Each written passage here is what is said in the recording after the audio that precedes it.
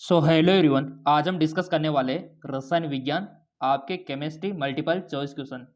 यहाँ से काफ़ी सारे क्वेश्चंस आपको डायरेक्ट एग्जाम में देखने को मिल जाएंगे एंट्रेंस एग्जाम में। तो चलिए पहला क्वेश्चन है और इन सभी को डायग्राम यानी कि इमेजेस की सहायता से समझने की कोशिश करेंगे हर एक क्वेश्चन को। पहला क्वेश्चन है, लाल लेड होता है, जो आपका रेड लेड होता है उसका फॉर्मूला क्या होता है, उसका सूत्र क्या होता है। ऑप्शन है Pb3O4 या फिर PbO, PbO2, Pb2O3। और काफ़ी सारों ने इसको देखा भी होगा लाल लेड को। अगर नहीं देखा है तो अभी हम आपको दिखा देंगे। तो बताइए लाल लेड क्या होता है। वेरी सिंपल, वो होता है आपका Pb3O4। ये होता है आपका लाल लेड। अगर आपने इसको नहीं देखा है तो चलो यहाँ पर अभी आपको दिखा देते हैं। सो बेसिकली ये होता है लाल लेड Pb3O4। इस प्रकार का दिखाई देता है ये सिंदूर जैसा। तो एक केमिकल है एक प्रकार का, और आपने कहीं ना कहीं पर इसको देखा भी होगा। चलिए बढ़ते आगे की ओर। सो इसीलिए राइट ऑप्शन पास्ट। नेक्स्ट, गेमेक्सेन का नाम आपको बताना है, आईपीसी नाम। गेमेक्सेन का आईपीसी नाम आपको बताना है। तो पहले तो आपको गेमेक्सेन की संरचना पता होना चाहिए, तभी आप आईयूपीएसी नाम लिख पाओगे। तो चार ऑप्शन सामने है आपके, कौन सा सही है आईपीसी नाम। तो इसका राइट ऑप्शन हो जाएगा 1 2 3 4 5 6 हेक्सा क्लोरो साइक्लोहेक्सेन को क्या बोलते हैं, गेमेक्सेन बोलते हैं। ठीक है, अगर आपने इसका स्ट्रक्चर नहीं देखा है तो चलो यहाँ पर दिखा देते हैं गेमेक्सेन का संरचना। जैसा कि आप यहाँ पर देख पा रहे होंगे, यहाँ पर यह है आपका गेमेक्सेन। ठीक है, तो कितने सीएल है इसमें, 1 2 3 4 5 6। 6 तो इसमें क्लोरो हो गया आपके। ठीक है, और ये किसको इंडिकेट करता है, साइक्लो। तो हेक्सा क्लोरो साइक्लो हेक्सेन। ठीक है, और ये किस प्रकार बनाया जाता है देख लो आप। बेंजीन से बनाया जाता है ये, प्रकाश की उपस्थिति में Cl2 से क्रिया करके। तो इस प्रकार आपका गेमेक्सेन बनता है। और इसका जो आईपीसी नाम है 1 2 3 4 5 6 हेक्सा क्लोरो साइक्लोहेक्सेन। ये आपको याद रखना है। क्लियर, आई होप आपको समझ में आया होगा। ये इसका सामान्य नाम है गेमेक्सेन, और ये इसका नीचे आईपीसी नाम है। चलो बढ़ते हैं आगे की ओर। और यहाँ पर हेक्सा इसीलिए है क्योंकि यहाँ पर 6 है। ठीक है, इसीलिए यहाँ पर हेक्सा का प्रयोग हुआ है। चलो, इसीलिए राइट ऑप्शन सी वाला हो जाएगा। ठीक, सी वाला।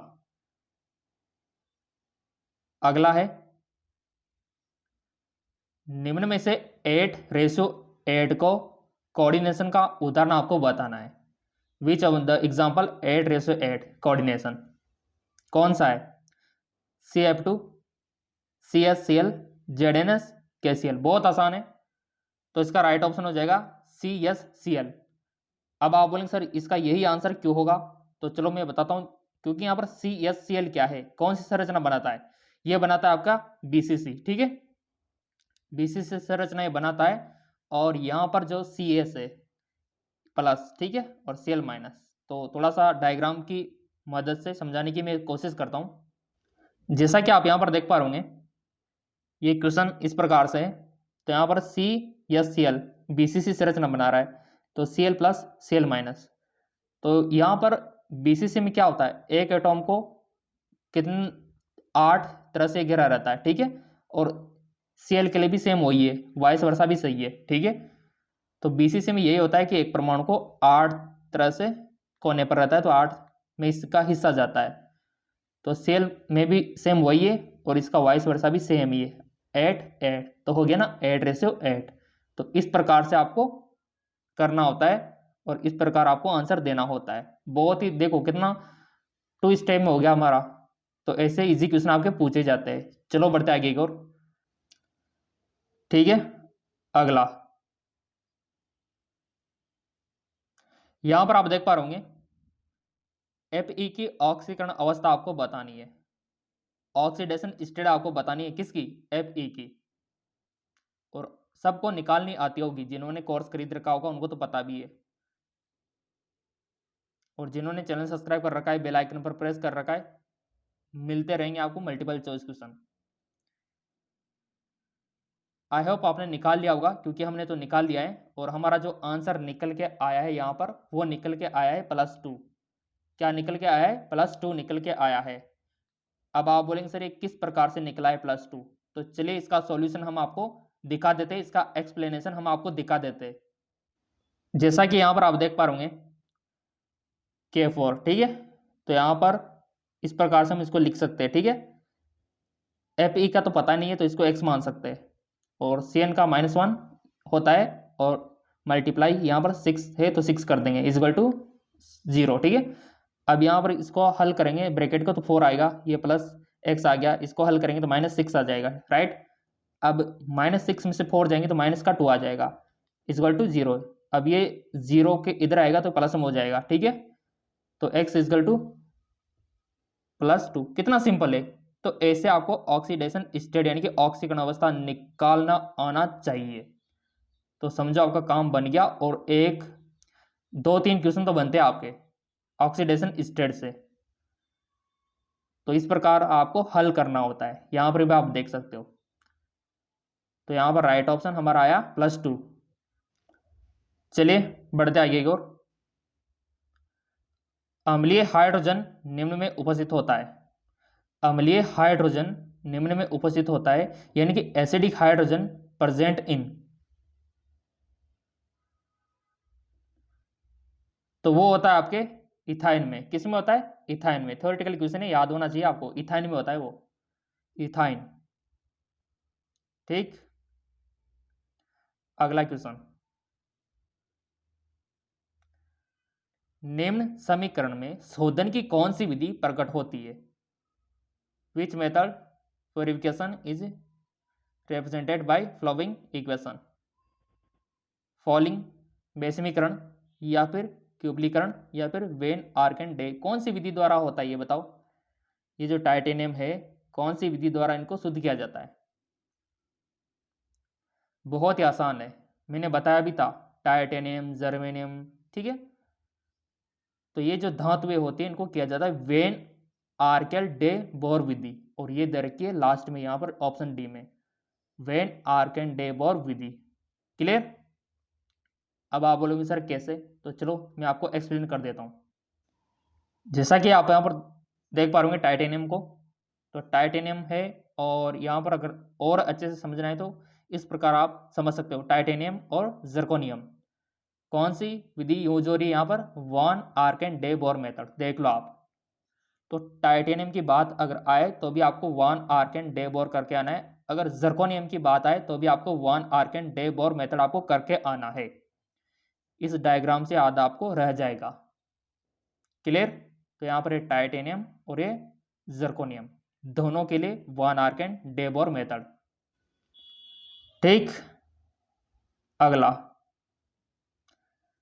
बहुत इंपॉर्टेंट है ये वाला क्वेश्चन। लोहे के प्रगलन में वात्याभट्टी में 400 डिग्री सेंटीग्रेड से 600 डिग्री सेंटीग्रेड पर अभिक्रिया होती है। 400 से 600 डिग्री सेंटीग्रेड पर कौन सी अभिक्रिया होती है, कौन सी रिएक्शन होती है। और मैंने आपको डायग्राम भी दिखाया था, और वो डायग्राम काफी इंपॉर्टेंट है आप लोगों के लिए। डायग्राम से ही क्वेश्चन आ जाते हैं काफी बार, और अधिकतर डायग्राम से ही पूछे जाते हैं, जैसा कि यहां पर पूछा गया है।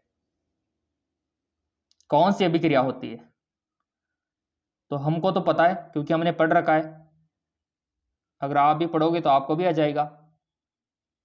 तो इस टेम्परेचर पे होती है आपकी Fe2O3 + 3CO, ये दर की आपके डी वाले में। अब आप बोलोगे सर कैसे, तो चलो इसका एक्सप्लेनेशन यानी कि समझा देते हैं आपको। जैसा कि आप यहाँ पर देख पा रहे होंगे, ये है आपके वात्याभट्टी, ठीक है। तो ये आपके एनसीईआरटी में भी दे रखी है, और वैसे जिन्होंने कोर्स खरीद रखा उनको तो मिल ही गई। तो देखो विद्यार्थियों, आपसे पूछा जा सकता है 1500 पे भी पूछा जा सकता है कि कौन सी अभिक्रिया होती है। आपसे यू भी पूछा जा सकता है 850 पे, आपसे यू भी पूछा जा सकता है 700 पे। और आपसे यूं भी पूछा जा सकता है 250 पे। इस प्रकार से आपको पता होना चाहिए। ये देखिए 1500, 850, 700, 250। तो आपसे पूछा गया था कि 400 से 600 के बीच वाली, तो 400 से 600 के बीच ये वाली, ठीक है। और ये बैठ रहा है आपका इस वाले हिस्से में, ये रहा।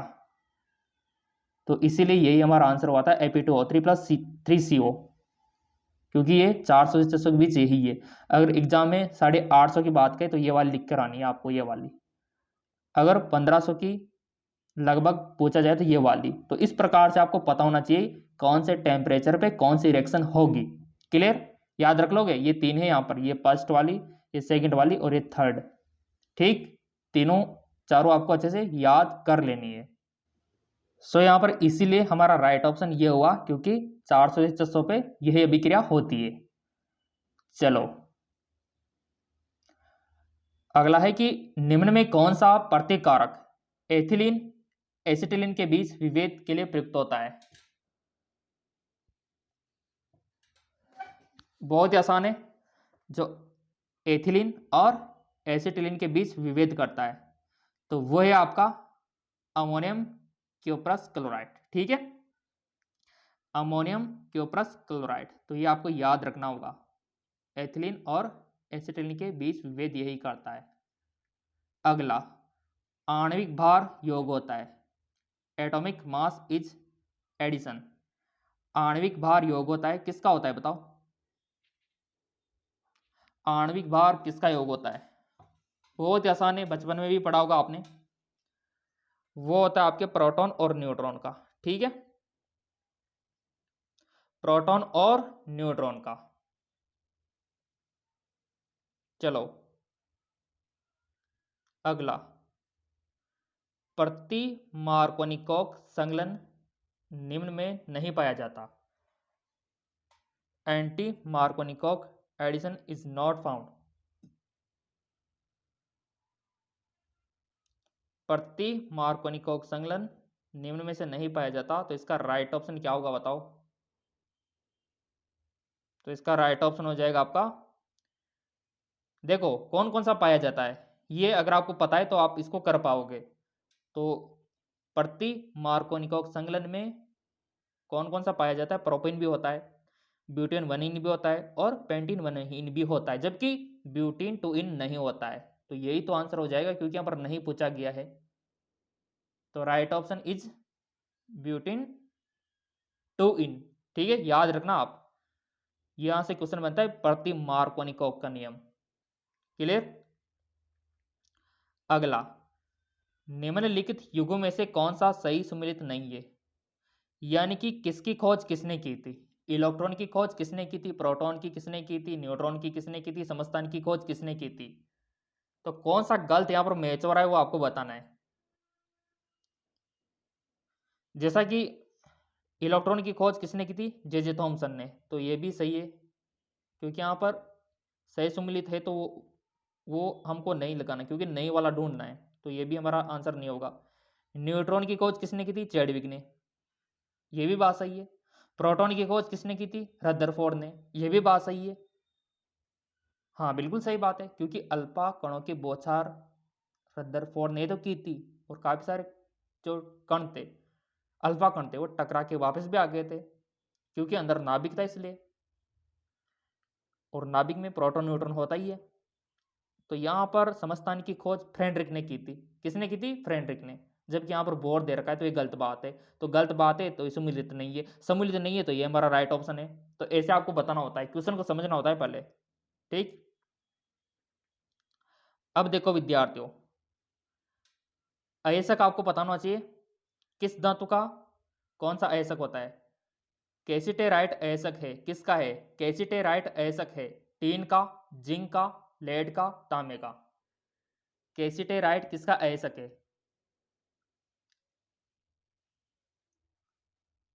तो वो है आपके टीन का। किसका है? टीन का।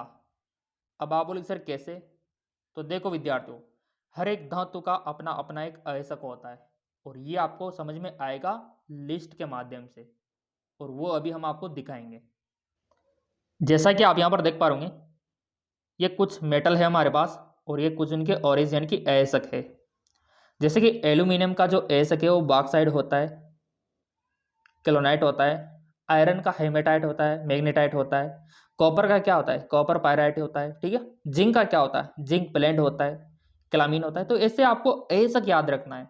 और कभी कभार आपसे अयस्क का नाम लेके मेटल का नाम भी पूछा जा सकता है।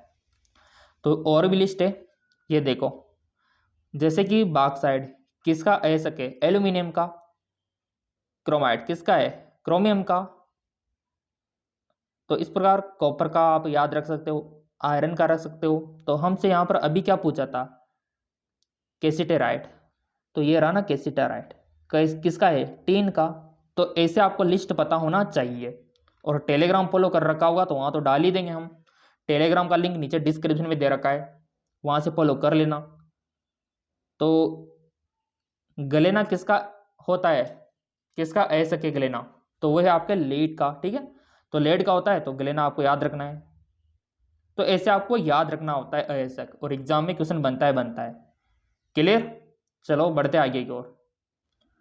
सो राइट ऑप्शन इज, ठीक है। चलिए थोड़ा सा स्क्रॉल डाउन हम कर लेते हैं। किसी स्वतः प्रक्रिया के लिए डेल्टा जी आपको बताना है। Delta G negative, positive, zero या फिर इंफानाइट। बहुत आसान है, बहुत आसान। देखो विद्यार्थियों, स्वतः प्रक्रिया के लिए हमेशा डेल्टा जी का मान नेगेटिव होना जरूरी है। क्या होना जरूरी है, नेगेटिव, ऋणात्मक होना जरूरी है। तो राइट ऑप्शन हमारा ये हो जाएगा, ठीक है। तो देखो केमिस्ट्री तो बहुत आसान है, कोई दिक्कत वाली बात नहीं है। बट हमारे कल कुछ जो बॉटनी के क्वेश्चन है वो रह गए थे, तो उनको भी यहाँ पर कवर हम कर लेते हैं, देखते हैं वो आपको आते हैं या फिर नहीं। थोड़ा सा बॉटनी को भी यहाँ पर देख लेते हैं। अगला बॉटनी का क्वेश्चन है, कभी कभी झील में वाटर ब्लूम्स का पाया जाना किसको प्रदर्शित करता है। Some time water blooms so in lake due to पोषण की कमी, ऑक्सीजन की अधिकता, ऑक्सीजन की कमी, झील में शाकाहारियों की अनुपस्थिति। बताओ। वाटर ब्लूम्स जानते हो ना, वाटर ब्लूम्स क्या होता है, जो ग्रीन ग्रीन लेयर होती है ना वो वाली। तो बहुत आसान है, वो किसको प्रदर्शित करता है, ऑक्सीजन की कमी को। अगर वो है तो मतलब ऑक्सीजन की कमी है। तो काफ़ी सारों ने तो देखा होगा वाटर ब्लूम्स, अगर नहीं देखा है तो चलो मैं दिखा देता हूँ वाटर ब्लूम्स आपको। ये है आपके वाटर ब्लूम्स, यही प्रदर्शित करते हैं कि ऑक्सीजन की कमी है। कितना हरा हरा है पानी के ऊपर, हरा हरा। तो या वाटर ब्लूम्स होता है आपका। ये इस प्रकार से हरा हरा लेयर होते हैं, आपने देखा होगा आसपास तालाबों में, झीलों में। तो ये वाटर ब्लूम्स होता है जो कि ऑक्सीजन की कमी को प्रदर्शित करता है। ये इस प्रकार का, अगर ये आपके पास आस पास दिख रहा है ना तो समझ जाओ कि ऑक्सीजन की कमी है वहां पर पानी में। चलो बढ़ते आगे की ओर। Okay, next. मानव भ्रूण सुरक्षित रहता है, किसमें रहता है, मानव भ्रूण यानी कि इम्ब्रियो किसमें सुरक्षित रहता है, कौन इसको प्रोटेक्ट करता है। तो बहुत आसान है, एमनियोटिक कैविटी। Amniotic cavity.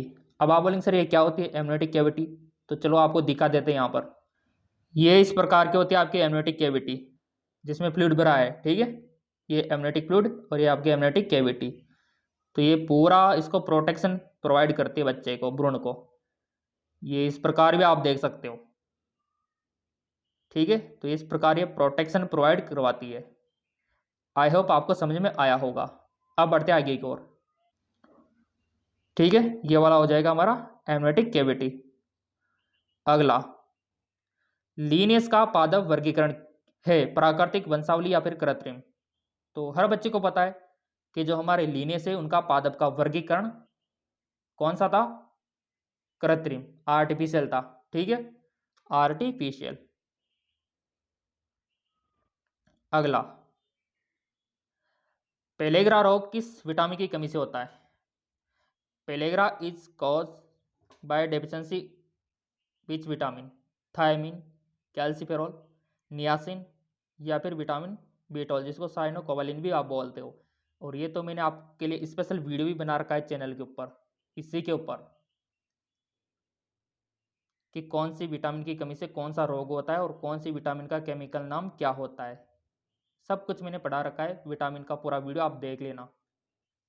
अगर वीडियो को लाइक करते होंगे आप तो ऑटोमेटिक निकल के आ जाएगा वो वीडियो, तो लाइक करना भी जरूरी होता है। तो देखो विद्यार्थियों, पेलेग्रा जो होता है वो होता है नाइसिन, ठीक है, निकोटिक अम्ल की नाइसिन की कमी से। अब ये नाइसिन कौन सा विटामिन होता है, चलो देख लेते हैं। जैसा कि आप यहाँ पर देख पा रहे होंगे, ये पेलेग्रा, ये विटामिन B3, ये पूरा ए की कमी से नाइट ब्लाइंडनेस, B1 की कमी से बेरी बेरी, ठीक है, B3 से पेलेग्रा, B6 एनीमिया, तो पूरा यहाँ पर दे रखा है। और ये देखो विटामिन के केमिकल नेम, रत एक्टोपी, रेटिनोल, थायमिन, ये सब मैंने आपको पढ़ा रखा है केमिकल नेम, याद होना चाहिए आपको। कैल्सिफेरॉल, टोकोफेरॉल, ठीक है, एग्जाम में बनता है क्वेश्चन। और ये थोड़ा न्यू पेंट पर बसा, ये ट्रिक है याद करने की, B1 से B12 तक, थायमिन, ट्राइबोफ्लोविन। तो टेलीग्राम को फॉलो कर लेना, वहाँ पर डाल देंगे चार्ट ताकि आपको याद हो जाए, और टेलीग्राम का लिंक नीचे दे रखा है। चलो बढ़ते आगे एक और। तो यहाँ पर राइट ऑप्शन हमारा हो जाएगा नियासिन वाला, ठीक है। डीएनए संश्लेषण को कहते हैं डीएनए सिंथेसिस क्नॉइज, सिंपल, बहुत ही आसान। उसको बोलते हैं रेप्लिकेशन। क्या बोलते हैं? रेप्लिकेशन। अगला, 100 प्रतिरक्षा रोग कौन सा है? ऑटो इम्यून डिजीज आपको बतानी है, एड्स, अस्थमा, हीमोफीलिया या फिर माइस्थेनिया ग्रेविस। तो ये है आपका माइस्थेनिया ग्रेविस। क्या है? Autoimmune disease. खुद की जो इम्यूनिटी पावर है उसी के द्वारा ही हो गया। अब आप बोलेंगे सर ये माइस्थेनिया ग्रेविस रोग में होता क्या क्या है, तो चलो मैं आपको दिखा देता हूँ इसमें होता क्या है। मसल्स कमजोर हो जाती है, मांसपेशियां बिल्कुल कमजोर हो जाती है, आंखों की, अधिकतर आइज की, हाथ पैरों की। चलो इसका डायग्राम मैं आपको दिखा देता हूँ। जैसा कि यहाँ पर आप देख पा रहे होंगे, ये जो माइस्थेनिया ग्रेविस का पेशेंट है, इसकी ये आइज बिल्कुल आप देख पा रहे होंगे कितनी कमजोर हो गई, मसल्स कमजोर हो गई यहाँ पर, इस वजह से नीचे झुक गई, जबकि इधर वाली सामान्य है। तो ये माइस्थेनिया ग्रेविस का लक्षण है। थकान भी होती है इसमें, कमजोरी भी होती है क्योंकि मसल्स कमजोर हो गई। इधर देखो आप, ये जो ग्रल्स है बिल्कुल चेहरा इधर टेढ़ा हो गया, आंखें भी टेढ़ी हो गई, ठीक है। और ये थकान, चलते हुए भी थकान हो रही है, आंखें भी अजीब सी हो गई, ठीक है। तो ये माइस्थेनिया ग्रेविस के लक्षण होते हैं। ये माइस्थेनिया ग्रेविस, और ये ऑटो इम्यून डिजीज होता है जो कि मसल्स और नर्व्स यानी कि तंत्रिका को इफेक्ट करता है। तो मैं तो यही कहूँगा, चैनल सब्सक्राइब कर रखा होगा, बेल आइकन पर प्रेस कर रखा होगा, तो मल्टीपल चॉइस क्वेश्चन तो आपको मिलेंगे। दूसरे चैनल पे भी आप कर सकते हो मल्टीपल चॉइस क्वेश्चन की प्रैक्टिस, जेके जॉब चैनल जो हमारा दूसरा चैनल है, लिंक नीचे दे रखा है, वहाँ पर भी ऐसे क्वेश्चन आपको मिलेंगे फ्री में। तो लिंक नीचे दे रखा है डिस्क्रिप्शन में। धन्यवाद।